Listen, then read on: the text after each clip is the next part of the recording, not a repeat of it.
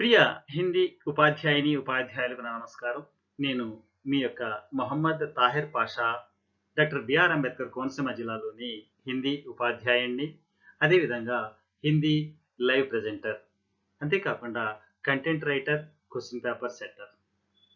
మరి ఈరోజు ఈ వీడియో ద్వారా 9వ తరగతి సమ్మేటివ్ 1 హిందీ పరీక్ష పేపర్ ఎలా ఉండబోతుంది, ఆ పేపర్ను ఏ విధంగా రాస్తే ఎక్కువ మార్కులు పొందొచ్చు, ఎందుకంటే 10వ తరగతి పరీక్ష మోడల్లో సమ్మేటివ్ 1 కొత్త సిలబస్ మీద మొదట SA1 పరీక్ష జరగబోతుంది.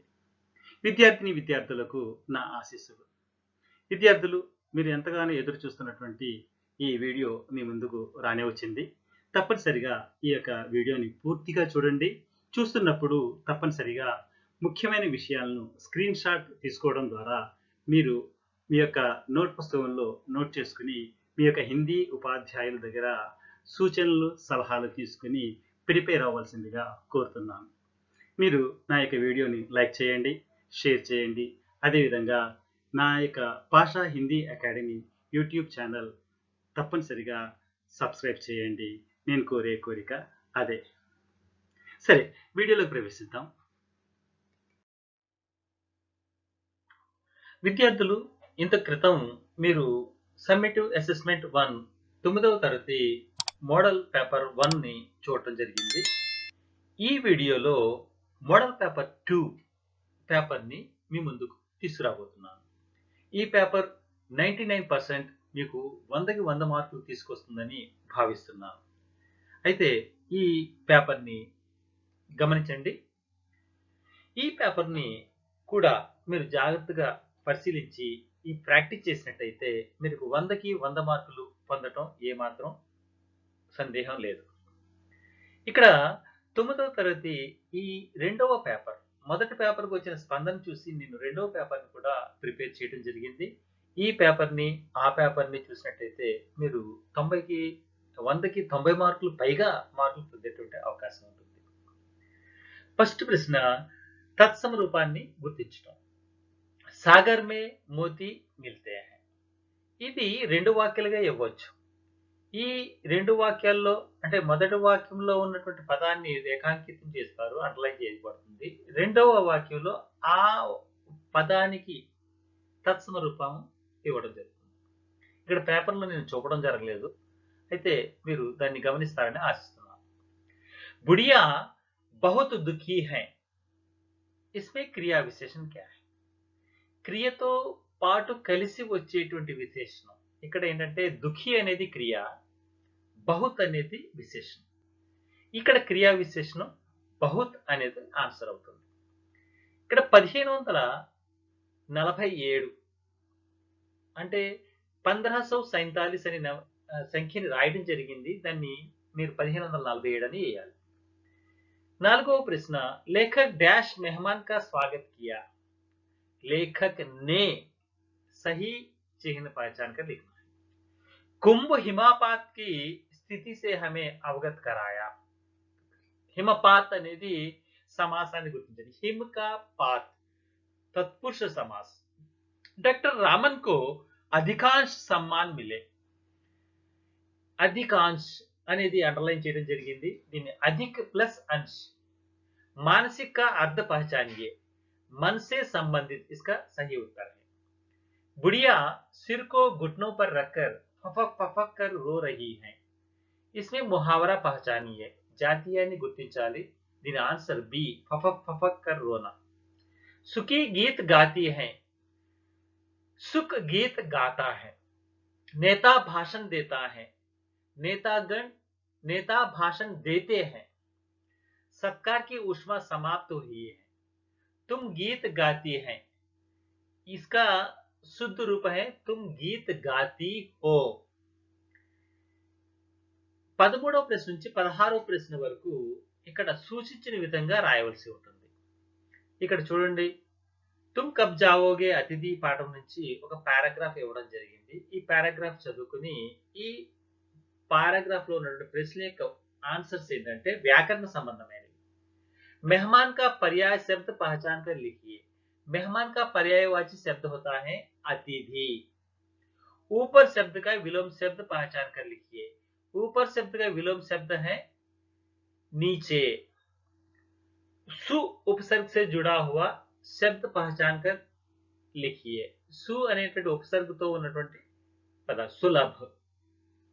आई का प्रत्यय से जुड़ा हुआ पहचान कर लिखिए। आई అనేటువంటి ప్రత్యయం ఉన్నటువంటి వాక్యాన్ని పదాన్ని గుర్తించాలి। రాత్రి को तुम्हें సినిమా दिखाया, ఈ వాక్యంలో క్రియాపదం दिखाया। 14వ ప్రశ్న, కవిత పాఠంలోని గీత్ అగీత్లోని 4 పంక్తుల్ని ఇక్కడ ఇవ్వడం జరిగింది। ఈ పంక్తులకు సంబంధించినటువంటి ఒక్కొక్క ప్రశ్నని ఆప్షన్స్ ని గుర్తించడం ద్వారా ఇవ్వడం జరిగింది। సుక్ కహా బైఠా హై, ఇక్కడ శుక్ర్ అని పడింది, క్షమించాలి। సుక్ కహా బైఠా high, సుక్ doll per బైఠా high. B సుఖీ క్యా సేకతీ హై, సుఖీ ఏది కాస్తుంది అంటే అండే సేకతీ హై। ఏ గుడ్లను పొదుగుతుంది। नीचे खेतों में कौन बैठा है, यह नीचे खेतों में कौन बैठा है, इसका ऑप्शन चुनकर वहां पर विकल्प में लिखना होगा। प्रस्तुत कवितांश किस पाठ से दिया गया है, ఇక్కడ ఇచ్చినటువంటి కవిత పార్ట్ ఏ పాఠం నుంచి ఇవ్వబడింది? Geet Ageet, option B.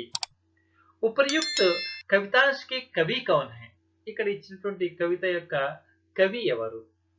ఏ దినకర్।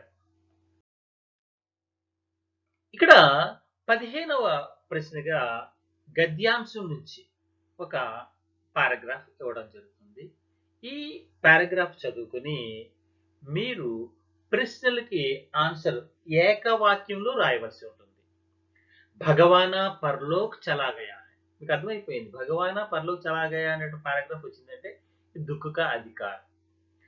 भगवाना परलोक चला गया है, घर में जो कुछ चूनी भूसी थी सो उसे विदा करने में चली गई। बाप नहीं रहा तो क्या, लड़के सुबह उठते ही भूख से बिल बिलाने लगे। दादी ने उन्हें खाने के लिए खरबूजे दे दी, लेकिन बहू को क्या देती? बहू का बदन बुखार से तवे की तरह तप रहा था। अब बेटे के बिना बुढ़िया को दुवन्नी चवन्नी भी कौन उधार देता? ఈ పారాగ్రాఫ్ నుంచి ప్రశ్నలు వచ్చినాయి।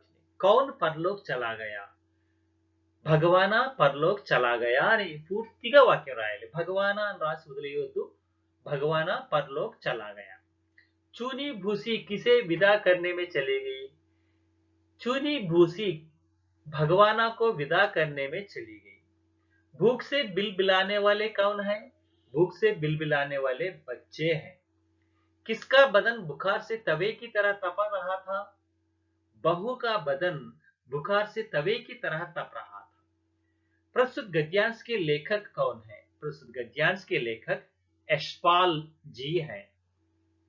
16వ ప్రశ్నగా కూడా గద్య భాగం నుంచి ఒక పాసేజ్ ఇవ్వబడుతుంది। ఆ పాసేజ్ కి ఆప్షన్స్ ఇవ్వబడతాయి। ఉపనేత का नाम क्या था, क्या है, ఇక్కడ ఆప్షన్ గుర్తించి అక్కడ రాయాలి। वे कब पैरिस लौट गए, వీరు ఎప్పుడు ప్యారిస్ చేరుకున్నారు? किस कैंप तक रास्ता साफ कर दिया, उनके पहली बड़ी बाधा क्या है?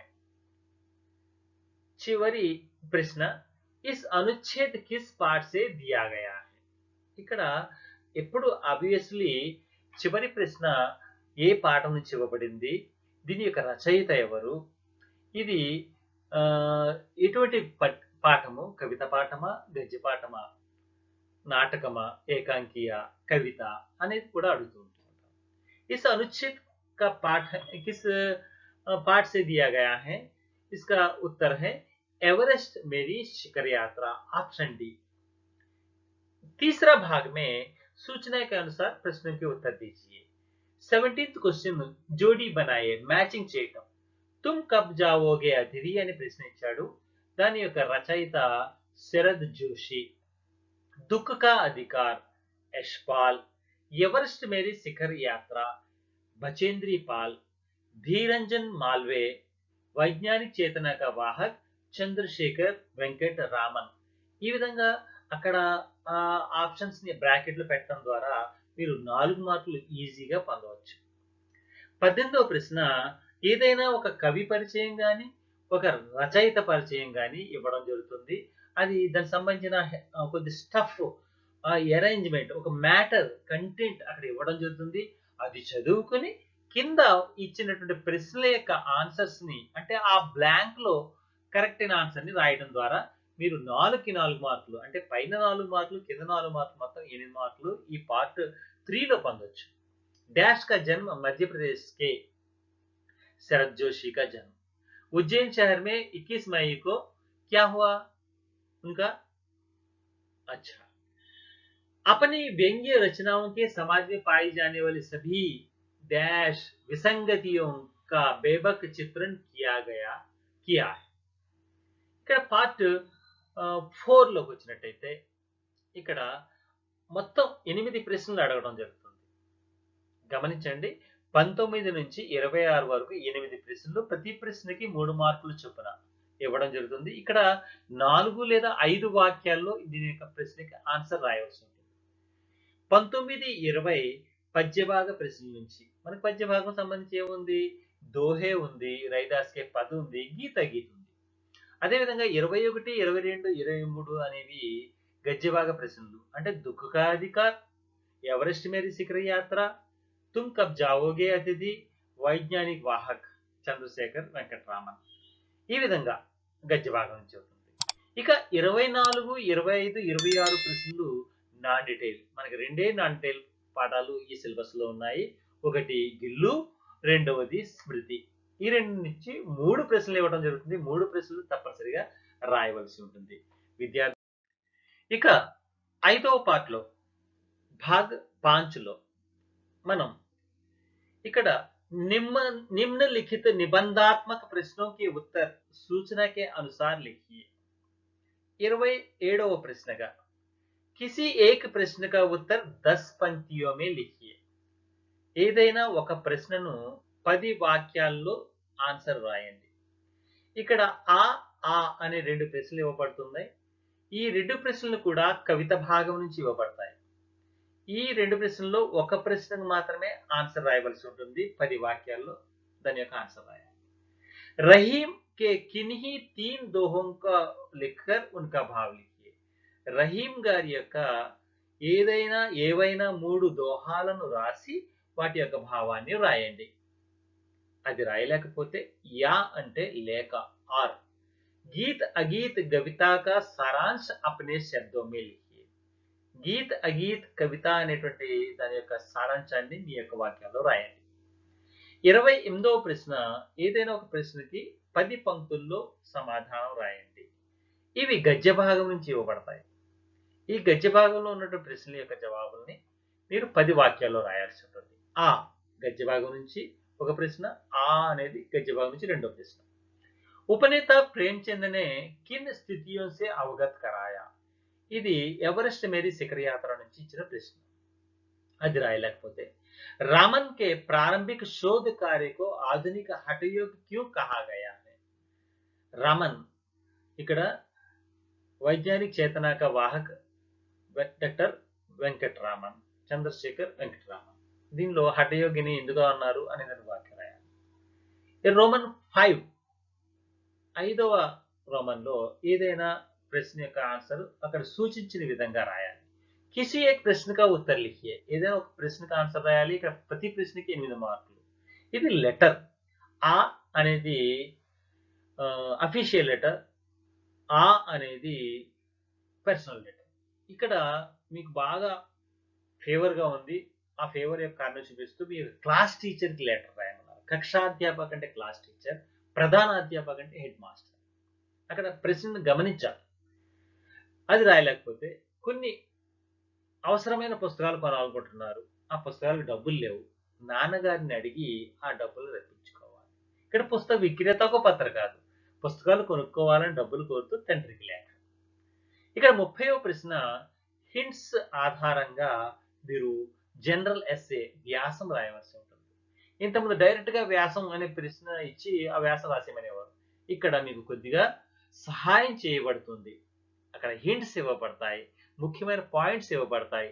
ఆ పాయింట్స్ని ఫ్రేమ్ చేసుకుంటూ మీరు జనరల్ ఎస్సే ప్రిపేర్ చేయవలసి ఉంటుంది.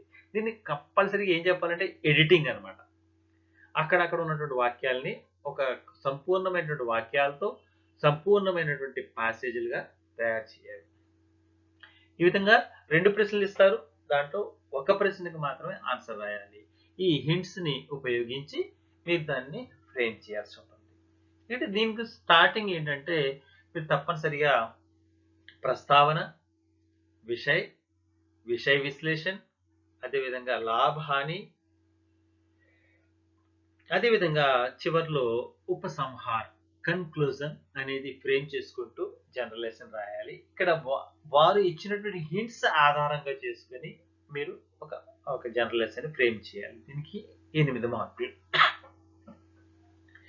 खेलों का महत्व, प्रसन्नता, समाज और देश, अनेक मुक्त खेलने से पसीने, मांसपेशियों, प्रतियोगिता, ओलंपिक खेल, चौथे वर्ष, स्वस्थ बना, महत्व, फेंपड़ों, समस्याओं का निरोगी समय, इलांటి విషయాలు ఇస్తూ దాన్ని ఫ్రేమ్ చేసుకుంటూ జనరల్ లెసన్ ని తయారు చేయాల్సి ఉంటుంది. जीवन में डैश प्रकार की परेशानियों का और तनाव है. डैश लोग विभिन्न प्रकार की चिंताओं से घिरे रहते हैं. खेलकूद डैश हमें इन परेशानियों, तनाव एवं चिंताओं से मुक्त कर देती है. खेलकूदों को जीवन का आवश्यक अंग मानने वाले जीवन में आने वाली हर समस्या का सामना करने का धैर्य प्राप्त होता है और इससे हम खेलों से हम सक्षम होते हैं. खेल बाहर जैसे खेल करने से पसीना बाहर निकल आता है. खेल कूद शरीर और मन में बहुत अच्छी ताजगी लाता है. ఈ విధంగా ఫ్రేమ్ చేసుకుంటూ జనరల్ ఎస్సేని ఫ్రేమ్ చేయాల్సి ఉంటుంది. ఉన్న జనరల్ ఎస్సేని మీరు అక్కడ ఇచ్చినటువంటి హింట్స్ ని ఉపయోగించి రాయడం తప్పనిసరి. అయితే మీరు సొంతంగా జనరల్ ఎస్సే వేరుగా రాయకూడదు. ఆ పదాలని ఫ్రేమ్ చేసుకుంటూ ఆ హింట్స్ ని ఆధారంగా చేసుకుని జనరల్ ఎస్సే రాయవలసి ఉంటుంది. విద్యార్థులు, ఈ వీడియో మీకు బాగా అర్థమైందని భావిస్తూ ఉన్నాను. నేను ఇచ్చిన మొదటి మోడల్ పేపర్, రెండవ మోడల్ పేపర్ ఆధారంగా 9వ తరగతి సమ్మేటివ్ అసెస్మెంట్ 1 టెస్ట్ లో నవంబర్లో రాయబోతున్నారు. నవంబర్ నెల 15 లేదా 18వ తారీఖు అనుకుంటాను. మీరు ఆ పరీక్షలో మంచి మార్కులు సాధించి నా యొక్క ఈ వీడియో చూసి నా యొక్క వీడియోతో లాభం పొందినట్టయితే తప్పనిసరిగా నా యొక్క ఛానల్ని సబ్స్క్రైబ్ చేయండి, లైక్ చేయండి, షేర్ చేయండి. అదేవిధంగా కామెంట్ చేయండి. మీ పాఠశాల పేరు, మీ పేరును కూడా, మీ యొక్క హిందీ ఉపాధ్యాయునికి పేరు కూడా మెన్షన్ చేస్తూ నాకు మంచి ప్రోత్సాహాన్ని ఇస్తారని, ముందు ముందు మరిన్ని మీకు ఉపయోగపడేటువంటి రకరకాలైనటువంటి summative assessment 2, formative 3, formative 4 Hindi సంబంధమైన అన్ని వీడియోలను మీ ముందుకు తీసుకురాబోతున్నాను. దయచేసి నా యొక్క ఛానల్ని సబ్స్క్రైబ్ చేయండి. Thank you for watching.